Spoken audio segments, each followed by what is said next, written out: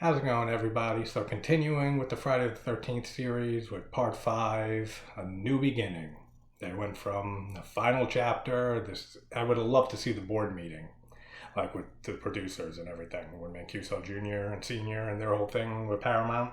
All right, this is it. This is the final chapter. We're done. We're killing Jason off. And then less than a year later, it's like, so we got this idea for a new beginning. Like, you just had the final chapter. We can't just go into a new movie less than a year later. Like, people are going to be pissed. And they were pissed with this movie, man. Like, this is one divisive film.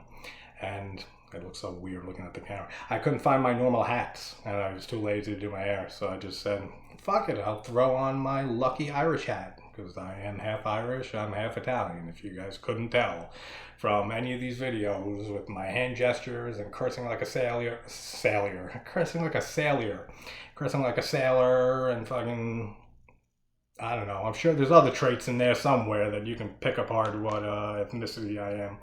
But I saw this hat and I said, oh shit, I haven't worn my lucky Irish hat, which isn't lucky in the slightest. But I thought, like, hey, with St. Patrick's Day basically here, like next year, so why not get a real head start on celebrating being Irish? So Friday the 13th, part 5, the Irish beginning of the Friday the 13th series. So 1985, directed by Danny Steinman. And yeah, where I was saying, like, this is such a divisive film in this franchise. Like, I know people who love this movie, which I am in that category. Not anywhere near, like, my favorites of this franchise, but I really, really like this movie. And there's the people in the majority who either rank this very low on their list of Friday movies or just straight up hate this movie. Which I always say, hate is such a strong word. If you can't find one or two good things in a movie to like about, like, if you did, you didn't hate the movie. Like, there was a few things in it that was redeeming. So, like, don't say you hate a movie. I've talked about all this shit before for anyone who's seen this channel or anything like that. And where's my fucking recap? That's the first thing I'm pissed about. I've been saying in all these videos that we get a recap at the beginning of every single one of these, except the first one, obviously.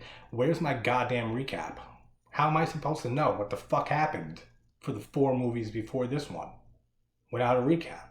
Like, that is such in bad taste, man. To whoever, like, for Steinman for directing this movie and not including a whole 6 minutes of its runtime devoted to a recap of events of this layered, intense.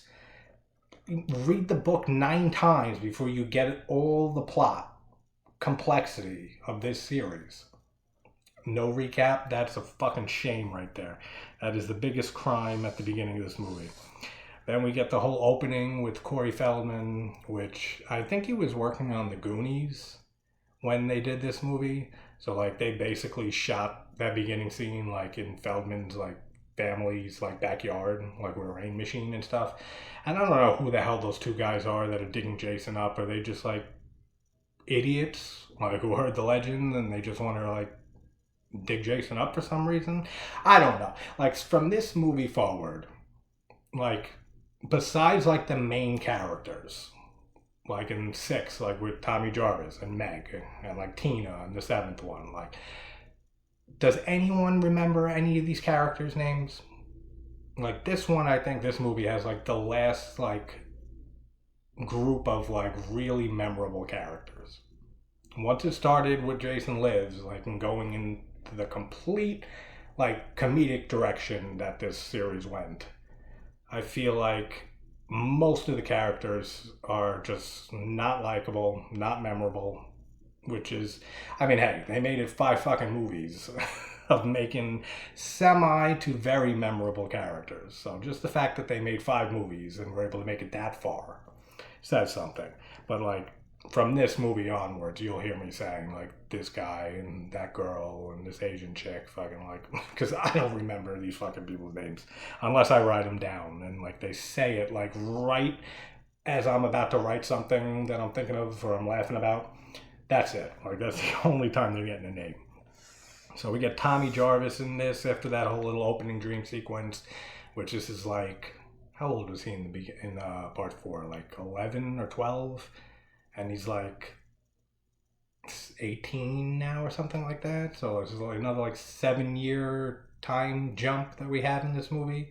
So if it was 84 when the last 3 films ended, so this takes place in fucking 91, I'm guessing. Like, this timeline is so crazy with this movie, with this franchise as it keeps going forward. And then the whole thing with the driver who drives Tommy to Pam, like to the place, and then like Pam gets him out of the van and she's like, thanks to the driver. And it's like, anytime, doll, and does like the fucking like.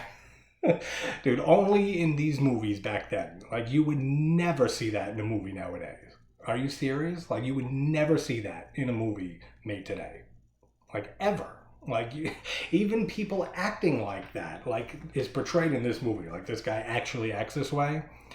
You would never see somebody act this way today without getting immediate sexual harassment charges thrown on them.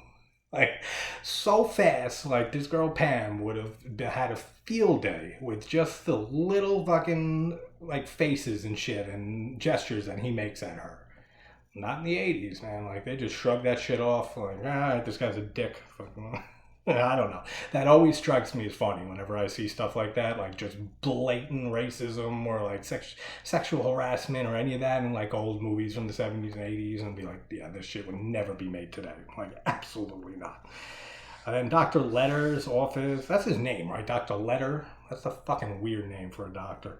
But his office has a ton of random shit on the walls in the back. Like, there was a picture of 2 chimpanzees. There's a picture of a walrus. There's a hand-drawn drawing. That's a little repetitive. There's a drawing by hand of like a child's drawing of a parrot. There's a picture of John Lennon. And then there's a sign that says, help destroy a family tradition. Like, in big-ass letters. And then, like, under it, like in very small letters that you gotta really, like, look, it says, like, stop child abuse. Like, I don't get that whole sign that, like, help stop a tradition or kill a tradition, whatever it says. Is child abuse looked at as a tradition now or ever? Like, in the 80s? Like, at any point? Like, a tradition to me is something that people do, like, on a certain occasion, like, over and over again. And, like, marriage is a tradition. And like, anything, like getting together and playing poker on Tuesday nights with your buddies, like, that's a tradition. Child abuse?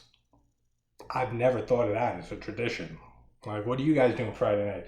Well, usually our family tradition is I usually go home, I watch my father drink a whole quart of vodka and beat the shit out of my mother, and then start beating the shit out of all of us too. And that's like our little family tradition we've been having for the last 12 years. Like, come on, really? Like, I've never heard of child abuse or abuse of any kind being referred to as a tradition. That's fucking strange. Like, that's one of the strangest things in this movie that I noticed on this rewatch. Then we got Reggie the Reckless, which, how do you not love Reggie the Reckless? Like, he is such a great character in this movie. Like, this movie has the last of, like I was saying, of like the last memorable characters in this franchise. For the most part, there's others, but like him coming out and scaring Tommy and stuff. Like, you afraid of spiders? You afraid of rubber spiders? Afraid of rubber spiders on strings? Man, you one scared cat. And yeah, that's my bad impersonation of a sassy black child. And hey, if it offends you or it bothers you or you don't want to see it, don't like it, go find another white person doing an impression of a child black sassy person, and maybe it'll resonate better with you. I don't know what to say. And then Tommy having the same mask as he had in part 4, like at the beginning when he said he made alterations to it and everything. Really cool how they bring that back, and he's wearing that same mask to scare Reggie. Really, really cool callback. And then those 2 kids can't find anywhere to fuck besides Ethel's property. Like, really? Like, they can't find anywhere else to fuck. This place has no guards. Like, they tell Tommy right at the beginning. Like, you can do basically whatever you want. Like, there's no fucking, like, bars on the windows. There's no, like, security doors. There's nothing. Like, there's just the doctor, Pam, who seem to both live at this facility because they're always there, and Reggie's grandpa. Like, that's, like, it. And then that cokehead guy who gets killed later, who says that he works there, but I never saw him there. Did you? Like, does anyone, like, refresh my memory if I'm wrong? Even though this memory goes back just, like, like, not even an hour and a half from now. But, like, remind me if I'm wrong. This guy was never in the facility. The cokehead guy who gets axed in the head, and, like, when he's waiting for the girl. Never. So, like, it's only the three of them. And these two kids can't find anywhere else to have sex. Except for, like, the crazy redneck woman's, like, property that's threatening to kill you if you come onto her property. Like, come on, you can't find a fucking storage closet for 20 minutes? Like, the way that they keep track of people in this place, like, trust me, they're not finding you. Like, you could basically just go hide in somebody's fucking room when they're outside doing laundry. And just knocks him out, like, real quick there. Like, I don't know. It's a whole fucking thought that went through my head and shit. So many of my videos are just fucking... I have crazy thoughts watching movies, so I just write a short little note down that, like, most of the time I don't even remember what the fuck it means until, like, I'm sitting here reading it. So then it's just kind of, like, refreshing over my fucking train of thought, like my stream of consciousness while watching these movies. And sometimes it's fucking hysterical shit that pops into this fucked up head.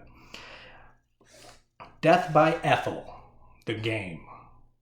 You ready? Fucking listen to me on this. Watch me sell this. You get a bunch of friends around, and none of this pussy beer shit. You get some hard ass liquor. You get some fucking whiskey in there. You get some fucking tequila. Get some, like, real good shit. You all fill a cup up with some of this whiskey or this tequila. Or make it more interesting. Mix the both of them. Come on, pussies. Do something fun.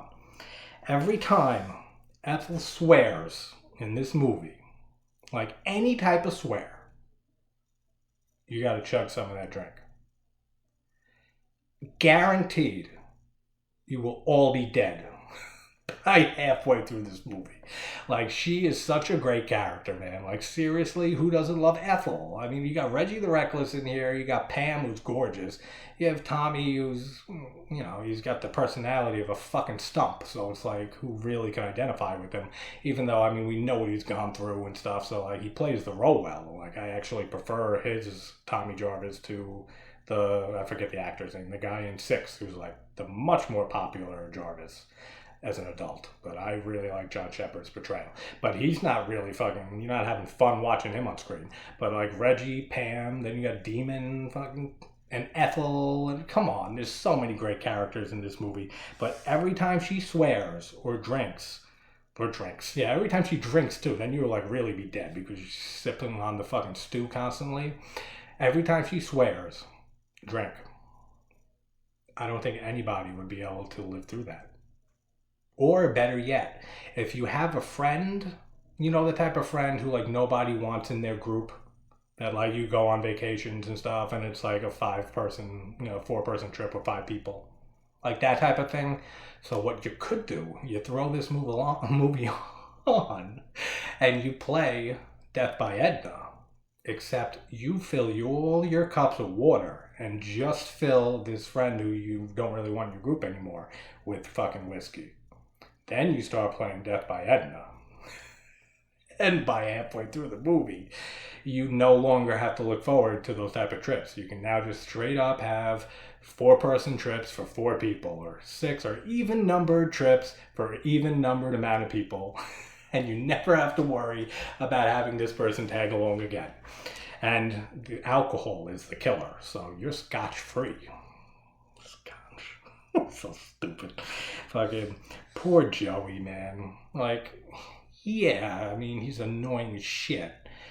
But, I mean, he's not all there. He's a fucking mentally handicapped guy. Like, what do you expect? Like, And he's nice as can be, too. He's trying to share his candy bar and everything, and there's no way that he didn't get more of that fucking chocolate all over his face and clothes and stuff before he even walked out of that house to get there to help Robin and Val with the fucking laundry. Like, there's no chance. But, I mean, he does he has some on his hand that he gets on the sheet, so I guess it's fine.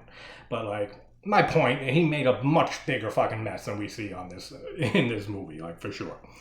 And, like, immediately, both of them are like, go away, Joey, like, we don't have nothing to do with you. So they know him for, like, a long amount of time. And I only mention this for something else coming up. But, like, then he goes over to Vic. And, like, Vic looks like someone you would never want to approach while they're chopping wood. Or anything, for that matter. Anytime this motherfucker has a sharp object in his hand, or anything that can be used as a killing utensil, you don't want to be anywhere near this guy. Like, that's just the way he comes off. Like, oh, you're chopping wood, bud? Alright, I'll catch you later, like, after they give meds out that calm everyone down. And I'll see you then. But definitely a brutal scene when he hacks up Joey and stuff. I mean, it's fucking sad, man. Like, it really is. That guy he's like one of the victims in this series that just absolutely did not deserve to die. I mean, there's so many of them in the earlier movies, but, like, we'll say, like, not by Jason's hand. Like, he definitely just did not deserve that. Like, Vic is a fucking asshole. And then the whole thing with this not being Jason, like I said, this is one reason why this movie is so divisive with the whole fan base. I don't even know if that made sense. Whatever. It's so divisive. That's the word I was looking for. Divisive. See? Come on. It kicks on eventually. But it's so divisive in this fan base for this franchise because there is no Jason. Which, like I said, like, if you can't detach from that, like, so what? Jason's not the killer. It still has everything else that a Friday the 13th film has. Like, everything.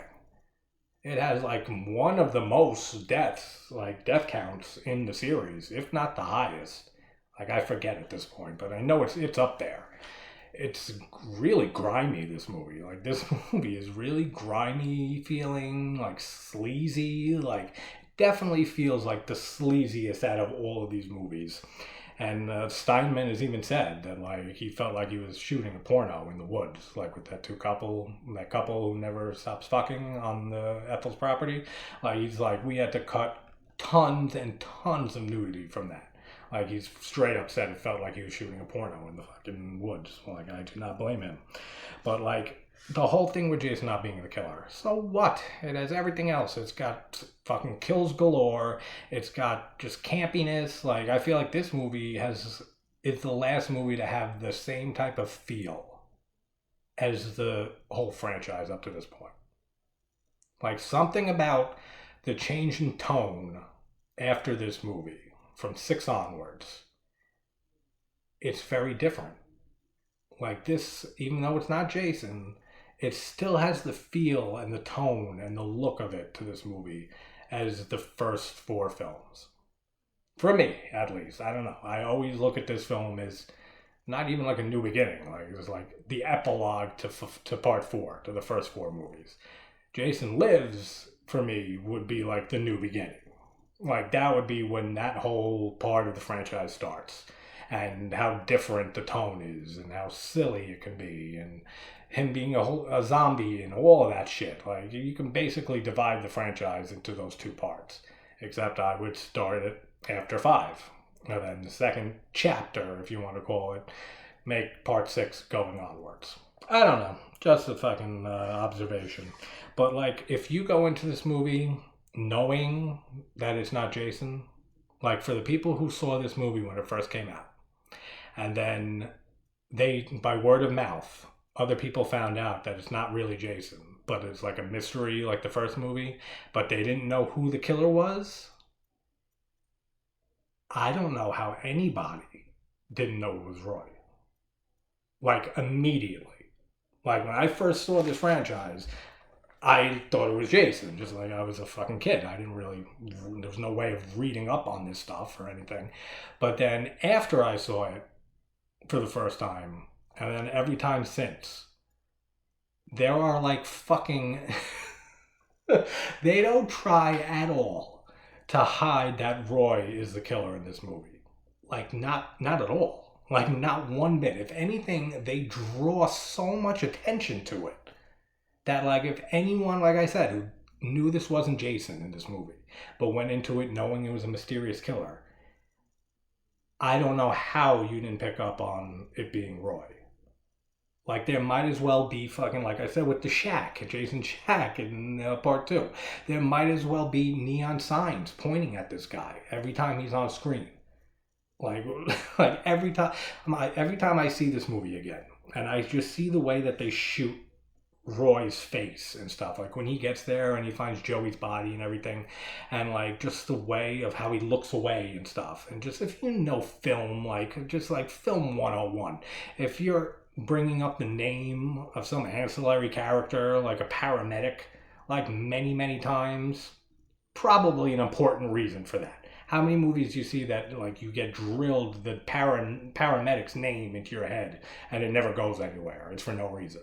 Like they call him Roy by name like a few times. And then like later, a few minutes later, 10 minutes later, there's the sheriff or whatever like brings up something, and then Roy says, "What were you talking to me?" He's like, "Nah, Roy, it's good." And so like just more attention brought to him. And then just like when they say that there's a maniac on the loose, and then immediately they cut to Roy and have like eerie music playing. Like, come on, man, really? Like it was so obvious that it was Roy. Like, I don't know. I can go on that for a while, but like, I don't know. Like, I don't know how anyone who knew it wasn't Jason, but knew it was a mystery, didn't immediately know it was Roy. Like, you might as well have signs pointed at him, like I said. Then we have Discount James Franco, gets a flare in the mouth, and his buddy's throat is slit from behind. And that redhead, Mrs. fucking Joey already, she is a fucking liar, dude. Like, straight up, she is fucking lying. She was so pissed with just seeing Joey, like the day before, when he came to fucking try to help with the laundry. And she's just like a total bitch to him and like, get away, you know, he's such a loser and shit. And then she walks in and she's like, yeah, I miss him too. Fuck you. You do not. You're so full of shit. You miss him?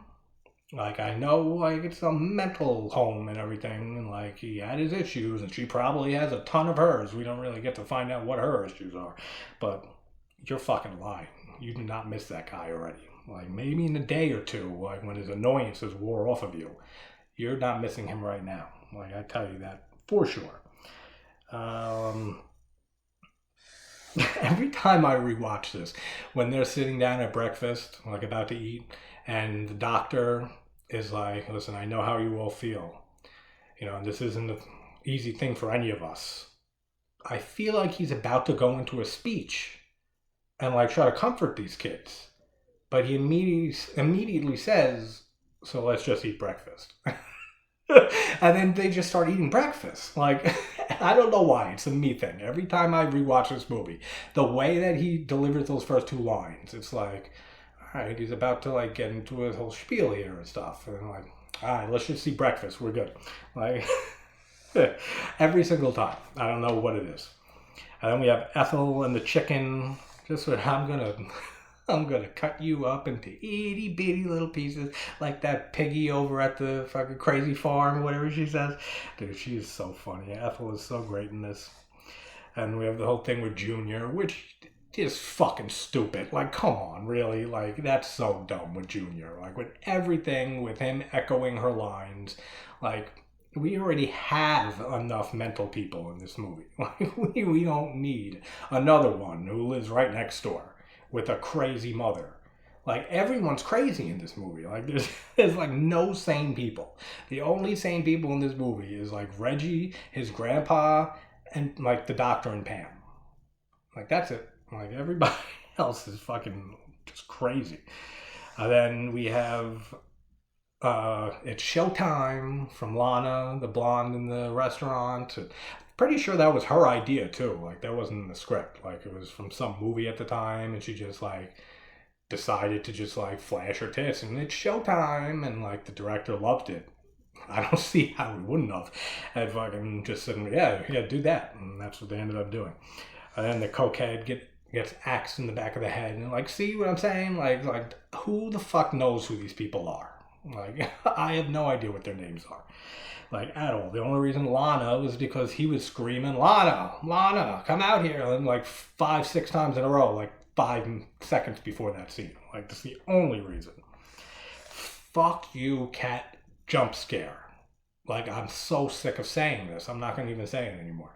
Like, oh, it's so. We need to be done with this, don't we? Like, please. Like, if there's any filmmakers that happen upon this, which, well, actually, there has been 2 in the past, but like anyone new, please don't put a cat jump scare or a rat in your horror movie. Like at this point, it's so old, I'd rather have something completely random, completely new. It doesn't even have to pay attention to the plot or anything. It can be as random as you want. Like, besides it being a cat or a rat, have like a silverback gorilla jump scare. Like a woman's walking through school, there's a killer on the loose, and she walks into the gymnasium. All of a sudden, like the wall crumbles as this silverback mountain gorilla comes fucking crashing through the wall and scares the living shit out of her, and then just roars in her face and then runs through the gymnasium doors, never to be heard from again. And they never pay attention to it in the movie ever again. Give me that. Like, I would rather take that type of jump scare, just complete randomness that has nothing to do with anything, than another fucking cat or a rat jumping into the frame and scaring the shit out of the protagonist, or whoever the hell it is.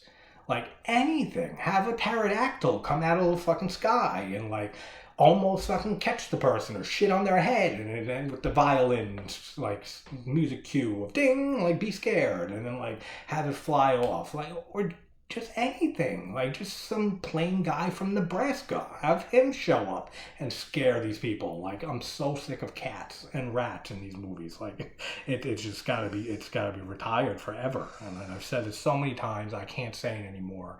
So from now on, silverback gorilla scares are what I fucking want in my movies. And Lana's axed in the chest. Which, that's another thing with this movie, which I can see it bringing down for a lot of people, is there's a lot of deaths in this movie and kills in this movie, but there is, like, not a lot of on-screen gore. Like, at all. Like, a lot of these kills, like the majority of them, are off-screen. Or, like, a very simple effect, like, just like a stab in the chest, and, like, we see it for a second, and that's it. Like, small little things like that, which I don't even consider gore. Like, it's, you get stabbed or a throat cut, like, that's blood. Like, that's a little bit of blood. Like, that's not fucking gore. Like, come on. And especially after the last movie with Savini and stuff, which is a huge reason why the MPAA started going much more hardcore on this series. And other movies, obviously, in the whole horror genre, as this franchise went forward, though. I mean, especially with the next few movies, are neutered compared to the earlier films, which is a shame, like, because some of the later movies are pretty good. A few were terrible, but like even those would have like benefited from better gore in them. But it is what it is. The whole cop with his whole Jason Voorhees, like, you've been out in the sun too long, like, you're crazy. His whole performance, it fucking annoys me, man. Like, he overacts like a motherfucker. Like, I don't know. I can't get into that character. That scene that he's in just does nothing for me. Makes me roll my eyes every time he's delivering his lines. Like, he just seems like some random meth head that they picked up off the side of the road and just said, can you here read these lines for us quick, and like went into the set and just did his lines, and they paid him off with like a fucking teenth or some shit. Like, that's from Breaking Bad lingo. Fucking, that's how I know that shit. But, like, not a good performance. Like, in any way. Like, I instantly taken out of the film when that character comes into that scene. Then we get the nympho couple in Ethel's property fucking again, and man, that girl has humongous tits. Like, huge tits. Like, that's had to be why they cast her. Like, absolutely had to be.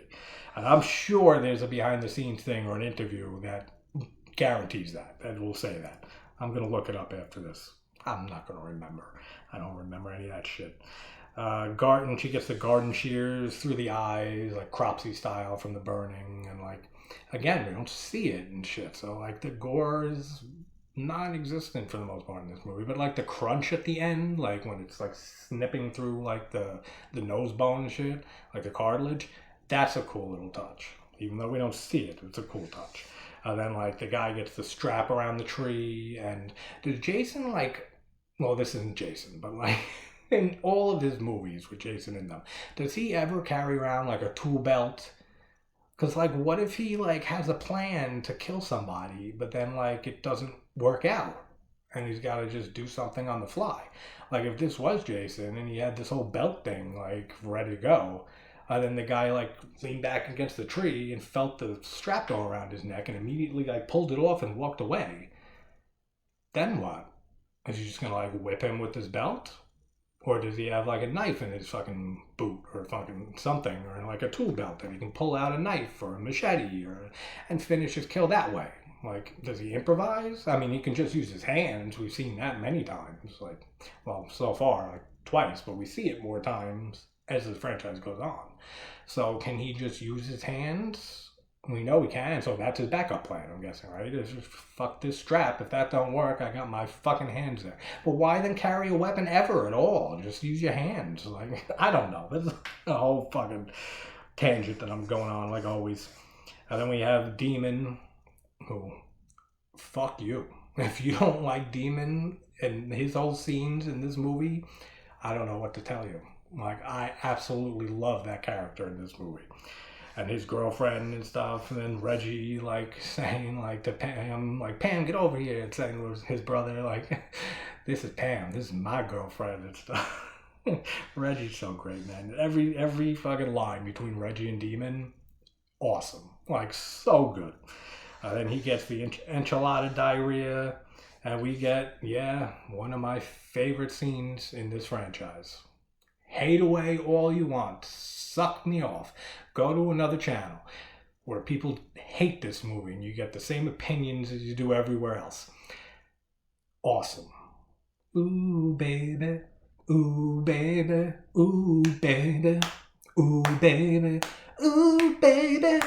Ooh, baby. Come on, how can you not fucking love that? Like, it is fucking amazing, and that is the most work I've ever put into this channel. Just now, fucking giving a little dance fucking number and singing song and dance for you guys. The most effort I've probably put in on this channel in 3 months. But we'll see if it gets topped. I think maybe playing on guitar the beginning of Cat of Nine Tails for Dario Argento for that video, that goes up there too. Even though that took like 5 seconds to figure out. That's up there also. So let's see if we can ever top that. But what a fucking great scene, dude. Like, who can't laugh and enjoy that scene? Then like him getting impaled through the porta potty and everything. Awesome. Probably my favorite kill in the movie.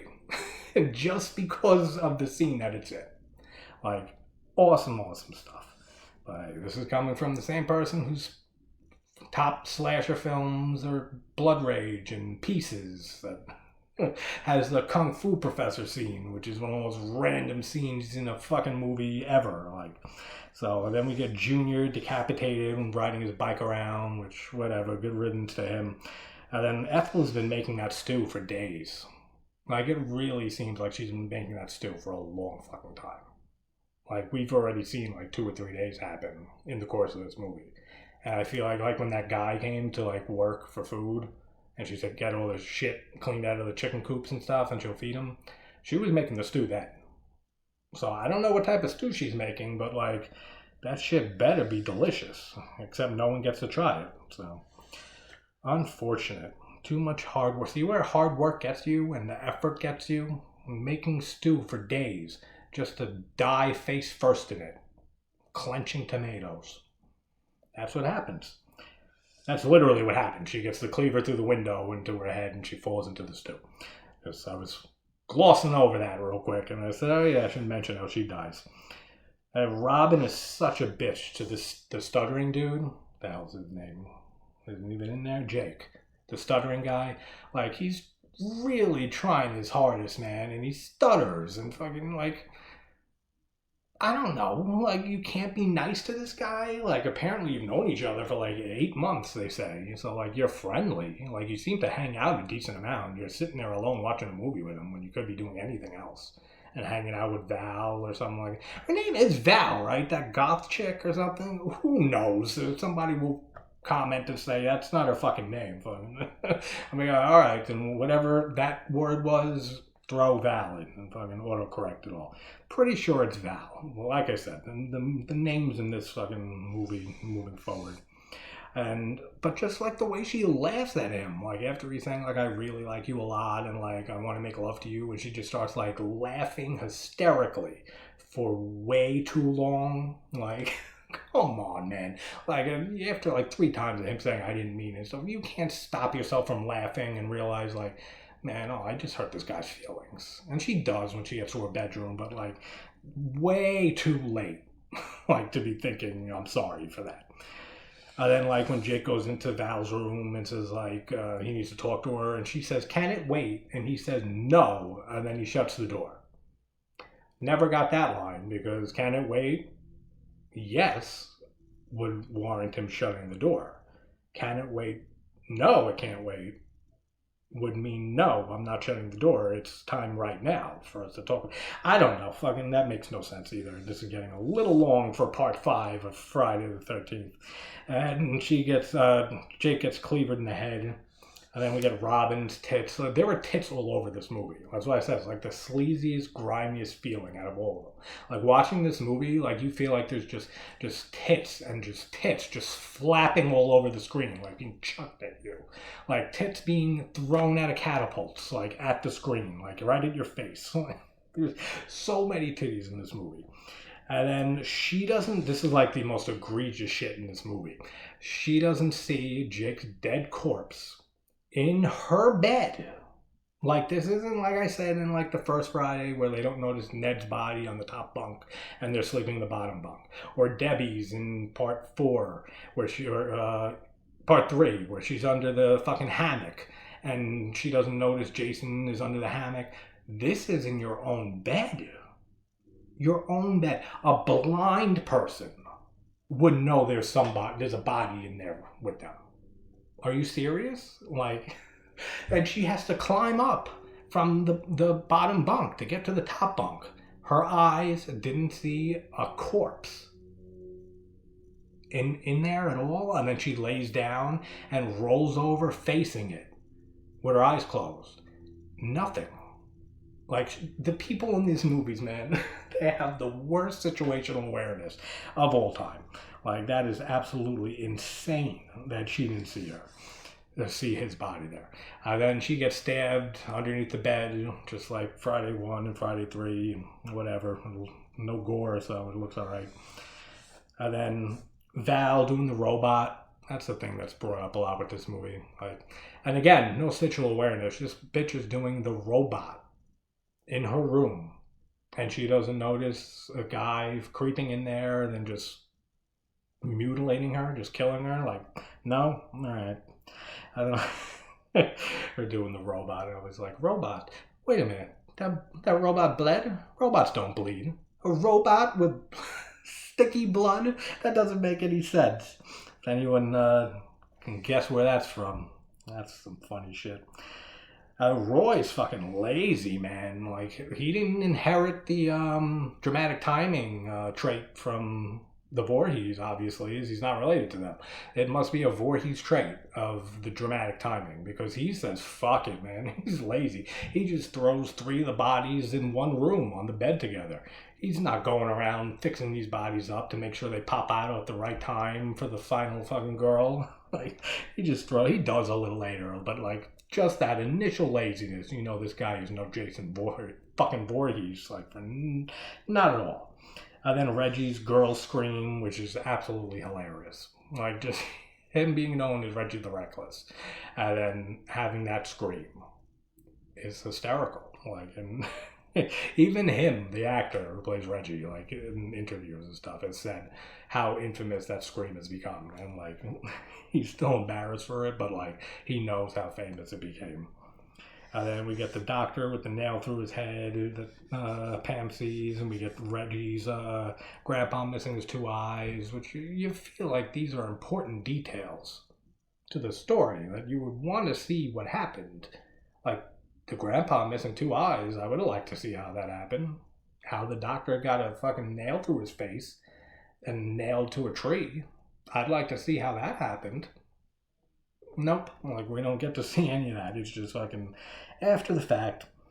Then Roy doesn't move out of the way of that tractor. When Reggie gets on the tractor, he's coming at him for a while. Like Pam was even able to get off the ground and roll out of the way. All he had to do was literally like,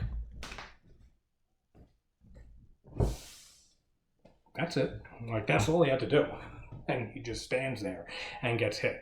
And like just his whole look as Jason in this, like I like the whole little blue fucking like things on it to differentiate it from Jason, like the real Jason's mask.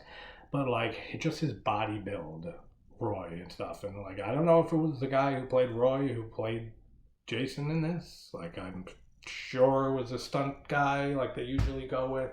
Maybe he played him in a few scenes, but I really don't know. But his look just looks like not good. Like near the end of this movie, like where we really see Roy as Jason, like a lot of it looks like he's just like walking around like, all right, here I am as Jason.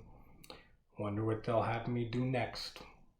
Just sit here and recite my lines. Like he just seems bored out of his mind. Like he doesn't seem like Jason in any way, which makes sense because he's not. But he's still like a psychopathic murderer. Like I don't know. There's something about Jason scenes at the end of this movie that really like don't do it for me at all. Chainsaw, rock, paper, scissors. What the fuck does that mean? Oh, okay.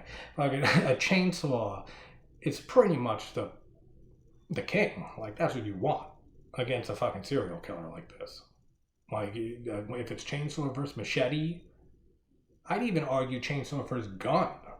Because if you have a fucking chainsaw revved up in your face, you're not thinking of offensive. You're thinking of fucking defense to stop my body from being chopped in half or in pieces by this spinning, very sharp blade.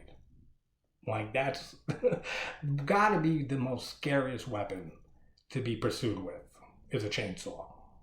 Like, it trumps machete, it trumps knife, it trumps fucking rock, paper, scissors, and that's where that whole note came from. Fucking, like I said, I'll write a note, and I just wrote down fucking chainsaw, rock, paper, scissors, and then I'll look at it like an hour and a half later, especially if I like see a movie and take notes on it, and then I don't do the video for days.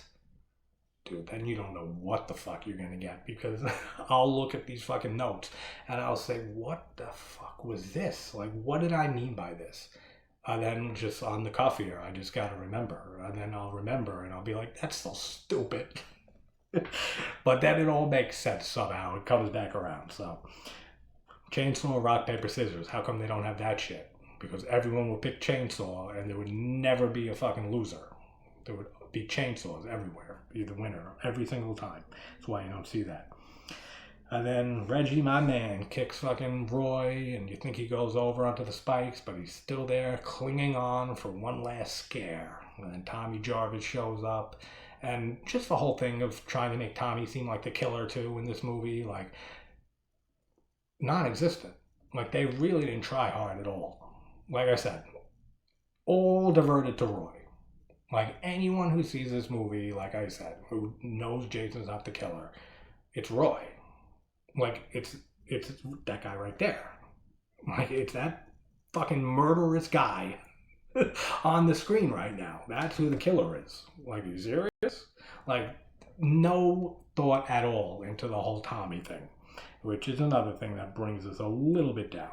And then Tommy chops off his hands and he falls onto the spikes. And then we see Reggie and Pam in the hospital and Tommy, and then we get the whole exposition that fucking Roy was the father of Joey, and we saw him all hacked up. First of all, the picture he has in his wallet, Roy, of Joey, is like a picture of Joey from last week. Like straight up, like he did not age at all. Like that is the Joey. Like he got on set for this movie, and they snapped a picture of him, and they said, "This is the picture that we're gonna put in your father's wallet." Like that's it. Like that's him from right then and there in time. And now we're led to believe that Roy like abandoned Joey like his whole life, basically. Like when they say that Joey's bouncing around from, foster care to orphanage and stuff like that. And he's an orphan, that his mother died during birth and the father just disappeared and he ran off. Who knows where he went? Those are the words from the sheriff and the doctor. So how would Roy even know that's his son? First off, like when he gets to the crime scene and everything, just by him lifting a blanket off, he knows that's his son Joey. Like unless he's just been like surveilling him and like staying in the area like all these years, but knowing that's his son, but then like wanting nothing to do with him. Like I don't get that. And then like him having nothing to do with his kid for all these years, presumably, not giving a fuck about his son. And then seeing him murdered is what kicks him off and puts him on a fucking like killing spree. None of this makes any sense at all. None of the whole, like, even when you take the Jason's not the killer out thing and you go with the Roy thing, it still doesn't make any sense. But I don't know, man. And then we get Tommy at the end having the dream of stabbing Pam, and him, like, then we get him and the real Jason have like a staring contest for like almost a minute in real time, like with staring back at each other, like back and forth. Then Pam hears a commotion, she comes in, and we see Tommy dressed up with the Roy Jason blue stuff on the face mask, hockey mask, and he holds a kitchen knife up. And that's Friday Part 5, man. I can't believe this went on for so long, but fucking Friday Part 5 being the longest out of these. But yeah, I love this movie. It doesn't sound like it with a lot of my videos, but I really enjoy this movie. It has a lot of glaring like issues and stuff, especially compared to the first 4 movies of this franchise. But it still ranks higher for me than like Takes Manhattan and Jason Goes to Hell and the reboot, and like definitely higher than those. But alright guys, Part 6, Jason Lives, coming up, and I'm going to try to have some Argento up later. Like, I want to get opera out. But fuck it. I mean, we got a week left of August, or a little less. So I'm just going to basically run Argento and stuff into all this coming week. So, alright guys, see you soon.